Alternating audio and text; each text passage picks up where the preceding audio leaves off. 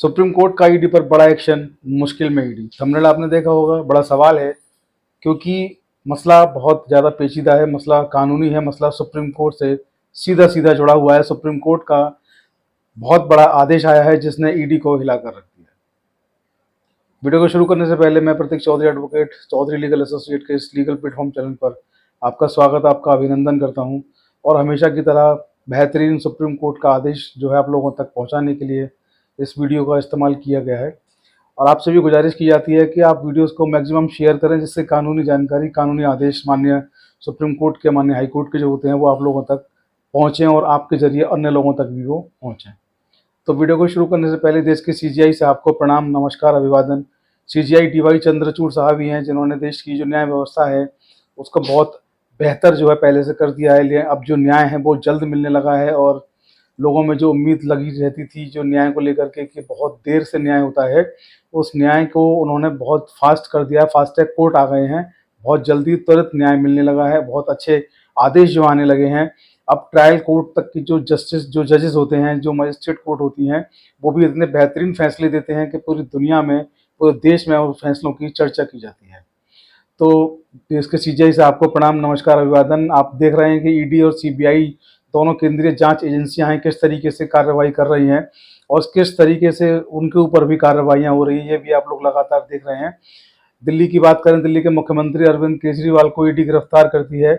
ED से उनको bell मिल जाती है, लेकिन ईडी वाले मसले में उनको बेल मिल जाती है निचली अदालत से। तो वो जो ईडी है वो हाई कोर्ट पहुंचती है और बेल को स्टे करवा देती है। पूरा मामला चल ही रहा होता है कि तभी सीबीआई को याद आता है कि एक मुकदमा उनका बनता है, तो सीबीआई भी उन पर मुकदमा कर देती है।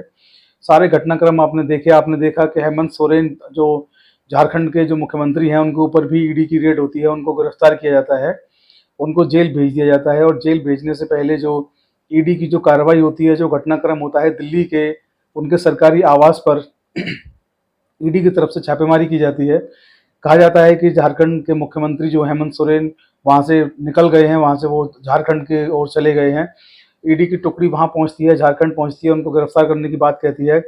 मुख्यमंत्री तुरंत अपने पद से इस्तीफा देते हैं। इस्तीफा देने से पहले ईडी के जो अधिकारी हैं उनके ऊपर भी वो मुकदमा दर्ज कराते हैं। आदिवासी मामला वो बहुत चला था, हमने भी उस पर वीडियो जारी किया था, आप लोगों तक मामला पहुंचा होगा, आपने देखा होगा।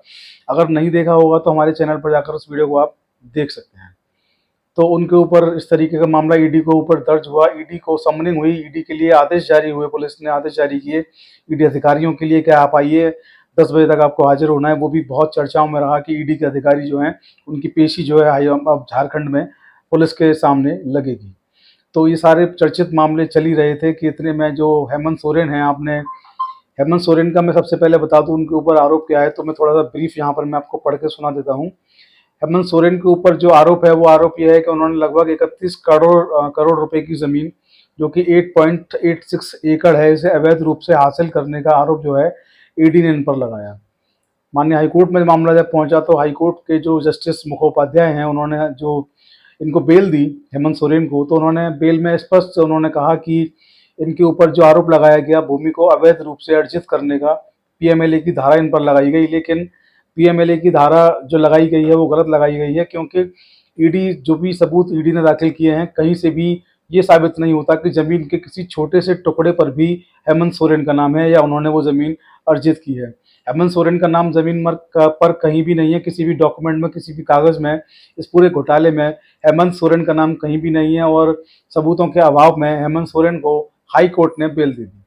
हाई कोर्ट के बेल देने के बाद पूरा घटनाक्रम बदला। ईडी को लगा कि अरे ये क्या हुआ, दिल्ली के मुख्यमंत्री को तो हम जेल में रोके हुए हैं, सीबीआई की तरफ से मुकदमा दर्ज करवा के उनको, वो जेल में अभी बंद है, उनकी बेल आप देख रहे हैं कितने घटनाक्रम उसमें हो रहे हैं। सुप्रीम कोर्ट तक मामला उनका पहुंचा है बेल का। तो ईडी को लगा कि यहाँ भी कुछ ऐसा होना चाहिए कि मुख्यमंत्री जो हैं ना निकल पाएँ। तो उन्होंने क्या किया कि वो पहुँचे और सुप्रीम कोर्ट में हाई कोर्ट के इस आदेश के विरुद्ध अपील कर दी कि साहब जमानत जो हाई कोर्ट ने दी है बड़ी गलत दी है, अपने पद का दुरुपयोग करेंगे, साक्ष्य से छेड़छाड़ करेंगे, तमाम जो चीज़ें थी उन्होंने याचिका में कही। सुप्रीम कोर्ट के सम्मुख जब ये याचिका आई तो सुप्रीम कोर्ट के समक्ष भी बड़ा सवाल था कि इस याचिका को सुनवाई करें, और उससे पहले उन्होंने इसके जो फैक्ट थे उसकी जाँच करना ज़रूरी समझा। तो सुप्रीम कोर्ट का मैं बता दूँ, सुप्रीम कोर्ट के जस्टिस वी आर गवई और जस्टिस के.वी. विश्वनाथन की जो डबल जजेस की बेंच है, उस बेंच ने इस मामले को देखा। उस बेंच ने कहा कि हाईकोर्ट झारखंड ने जो फैसला सुनाया है वो तर्कसंगत है, आदेश उचित है, संतुलित है, इसमें कुछ भी करने की हमें आवश्यकता नहीं है, क्योंकि मामला जो है प्रथम दृष्टया इन पर बनता ही नहीं है। और सुप्रीम कोर्ट की दो जस्टिस की बेंच ने इस मामले को खारिज कर दिया, इस याचिका को खारिज कर दिया। तो ऐसे में सबसे बड़ी बात ये आती है सामने कि ईडी जो है जांच एजेंसी है, और कितने मामलों में ईडी जो है इस तरीके की अपील करती है, क्योंकि यहाँ ये भी देखना होगा, जो नेता विपक्ष हैं, राहुल गांधी हैं, ममता बनर्जी हैं, पश्चिम बंगाल के मुख्यमंत्री हैं, तेजस्वी यादव विपक्ष नेता हैं बिहार के, और तमाम बड़े नेता, अखिलेश यादव हों, वो लगातार आरोप लगाते रहते हैं कि ईडी जो है एक पक्षीय कार्रवाई कर रही है, केंद्र सरकार के इशारे पर कार्रवाई कर रही है। विपक्षी नेता जो हैं, विपक्षी पार्टियों के नेता हैं, उनको परेशान किया जा रहा है ईडी की कार्रवाई से। इस तरीके के आरोप उन पर लगते रहते हैं। और ये भी देखने वाली बात है कि ईडी की जितनी भी कार्रवाइयाँ हैं वो विपक्षी पार्टियों की जहाँ जहाँ सरकार है केवल वहीं पर उनकी कार्रवाइयाँ देखने को मिल रही हैं। राहुल गांधी ने अपने चुनावी जो उनके मंच थे वहाँ से जो भाषण देते थे, हर बार यही कहा उन्होंने कि ईडी की जो कार्रवाइयाँ हैं केवल और केवल विपक्षी दलों की सरकार जहाँ पर है वहाँ पर हो रही है, भाजपा शासित प्रदेशों में ईडी की कोई भी कार्रवाई नहीं हो रही है। और यहाँ भी देखिए ईडी जो है सुप्रीम कोर्ट तक लड़ती है, सुप्रीम कोर्ट तक जमानत का विरोध करती है। ये बात अलग है कि सुप्रीम कोर्ट में जाकर के उनकी याचिका टिक नहीं पाती है, और सुप्रीम कोर्ट के दो जस्टिस की जो बेंच है इस याचिका को खारिज कर देती है। वो कहते हैं कि जो फैसला निचली हाई कोर्ट ने जो सुनाया है, हाई कोर्ट के जस्टिस की बेंच ने जो फैसला दिया बिल्कुल ठीक है, जस्ट है, फेयर है, लीगल है, और इसमें हमें कुछ भी करने की आवश्यकता प्रतीत नहीं होती है, क्योंकि फैसले में सारी बातें जो कही गई हैं, कहीं भी इस पूरे मामले में आप ये साबित नहीं कर पाए हैं कि इस भूमि अधिग्रहण में, भूमि घोटाले में अवैध रूप से जो भूमि को अर्जित करने की बात कही गई है, तो हेमंत सोरेन का नाम कहीं भी, किसी भी जमीन के छोटे से टुकड़े पर भी हेमंत सोरेन का नाम आप नहीं दिखा पाए हैं। तो कुल मिलाकर के सुप्रीम कोर्ट ने इस याचिका को खारिज कर दिया है। एक बार फिर से ईडी को यहाँ शिकस्त मिली है। अब देखना यह है कि इस मामले के बाद हेमंत सोरेन जो है, झारखंड में तो खुशी का माहौल है हेमंत सोरेन की सरकार में, निश्चित तौर पर हेमंत सोरेन को बहुत बड़ी राहत इस बेल से, इस याचिका से मिली है, क्योंकि हाईकोर्ट की, मैं आपको बता दूं, हाईकोर्ट ने जब बेल इनको दिया तो हाईकोर्ट की दो शर्तें भी थी, मैं आपको पढ़कर सुना देता हूँ। पहली शर्त ये थी कि ये विश्वास करने का कोई कारण नहीं है कि आरोपी ने ये अपराध किया है।